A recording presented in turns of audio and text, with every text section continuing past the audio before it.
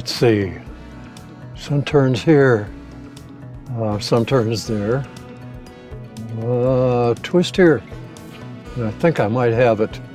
Now let's sign it. Ah, my masterpiece. My precious. Oh, hey, snuck up on me, did you? You caught me playing with my Etch-a-Sketch. I was working on drawing up my next gun review. You kind of caught me in an embarrassing moment there. Well, since you are here, let me get on with the review.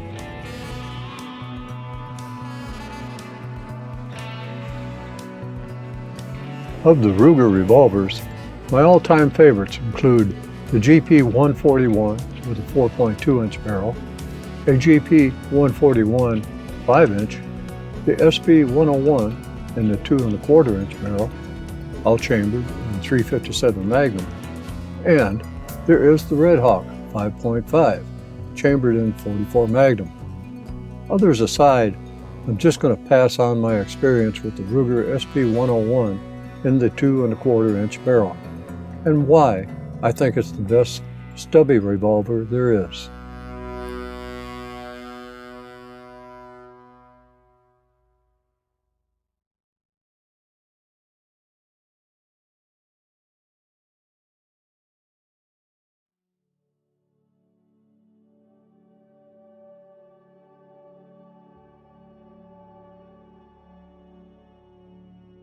The Ruger SP101 357 Magnum in the 2 1/4-inch barrel configuration is simply just a handy-dandy compact revolver.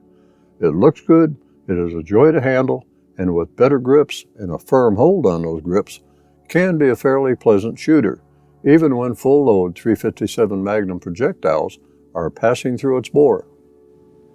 At 26 ounces, that's 1 pound 10 ounces loaded, it is not one of the lightest revolvers, and with only 5 rounds available, it is not a high-capacity firearm. So, what makes it so great? How about sending a federal 125 grain JHP at 1,255 feet per second without so much as a whimper?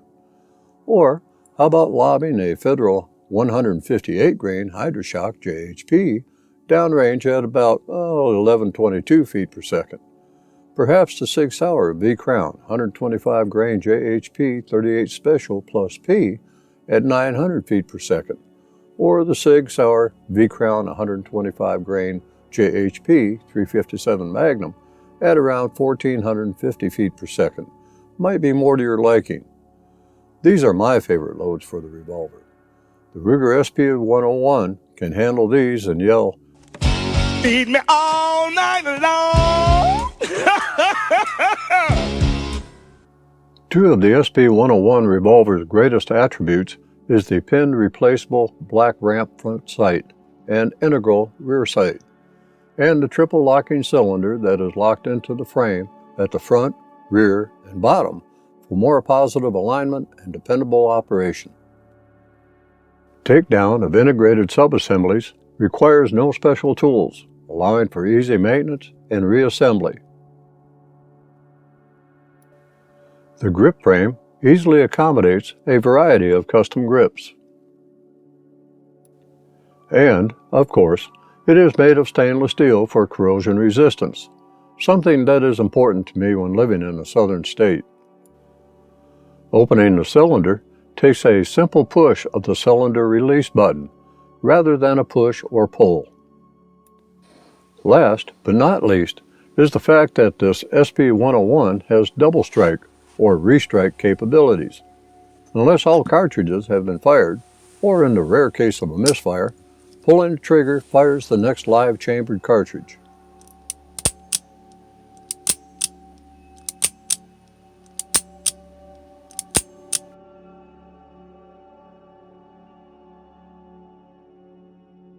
At the range, the SP101 proves itself quite capable of 4-inch groups at 7 yards, if you do your part.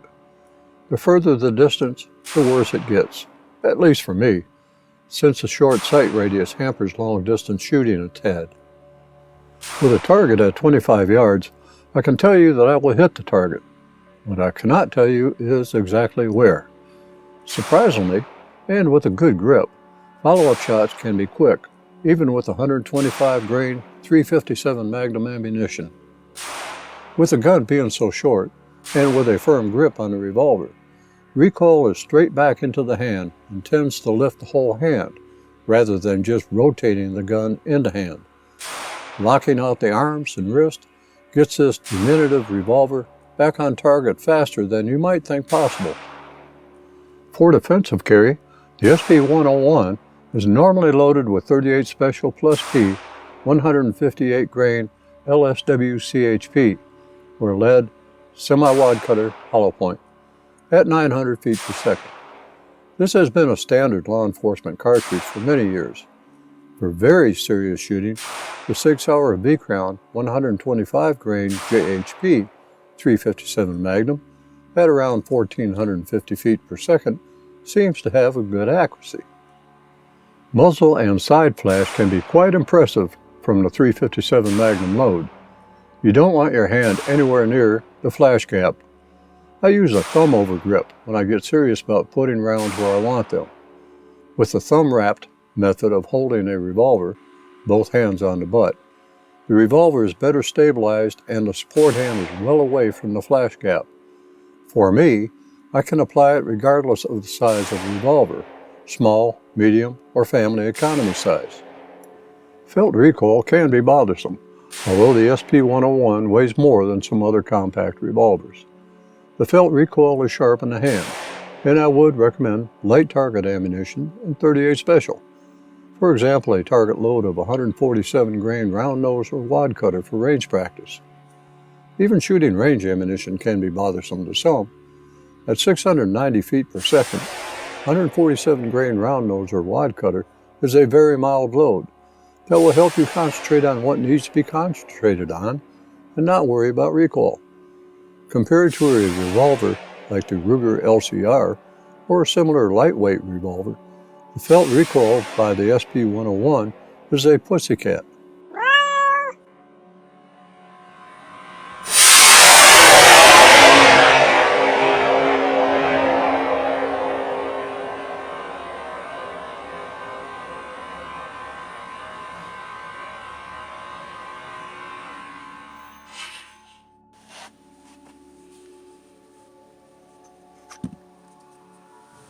Dry firing the SP101 will not damage the firing pin.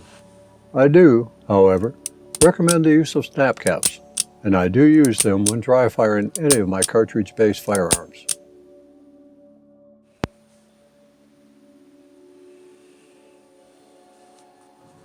On my SP101, I installed a Hogue wraparound finger groove grip, as it provides a much greater surface for holding on to the SP101 than the standard grip. I had installed, at one time, a set of Hogue exotic wood wraparound grips. That was a mistake. While they looked great, they did nothing to help mitigate the felt recoil, and that can be quite stout with a revolver of this size. The Hogue wraparound finger groove grips, at least, tames the felt recoil a tad.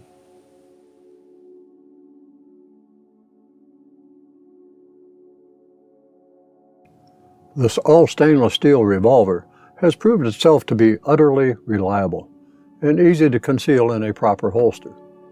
In a shoulder or hip holster, the SP101 all but disappears. The Ruger SP101 and revolvers like it would be the only firearm that I could say I would be comfortable carrying in the appendix position.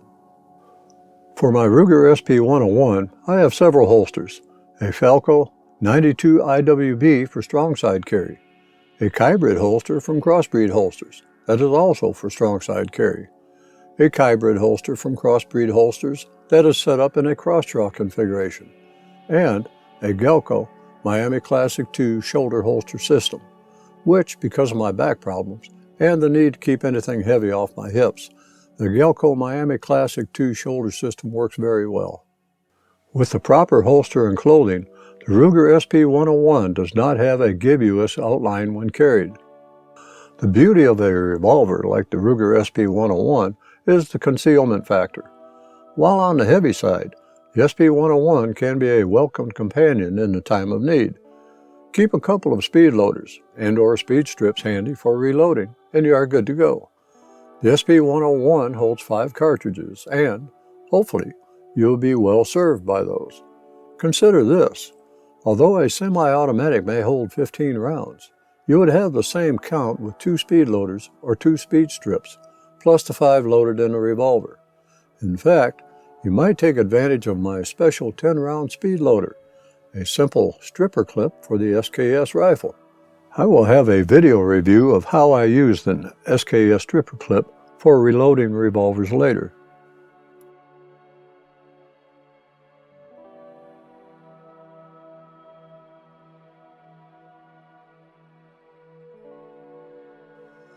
A lot of people like the ultralight revolvers, until they shoot them. Then, the revolver is usually relegated to a drawer, somewhere never to be shot again, or traded off, or placed in a safe never to be seen again. Why? If you plan on carrying or using the revolver for self-defense, that means practicing with the revolver.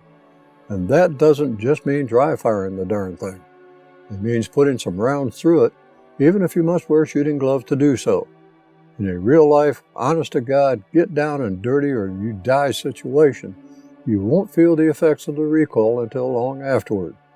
However, if you can't handle the recoil and you shoot the gun badly, get rid of it and get something that you can shoot and handle. The usual built like a tank phrase applies to the SP101. SP101 is a point-and-shoot interface that is at home with UCAP, up close and personal, situations as with those at a bit longer distance. As with many snub-nose revolvers, a target or long-range revolver, it is not. However, I believe that a fellow named Jerry or Hickok 45 could probably call me out on that statement. The Ruger SP101 in the 2 1/4 inch or 3 inch version would serve you well. There is also a 4.2 inch version, if that suits your fancy. And the SP101 also comes in .22 long rifle and .327 Magnum flavoring. Well, I'm glad that you stuck with me for this story, and I hope that you will return for more gun and gear reviews by me. In the meantime, stay safe out there.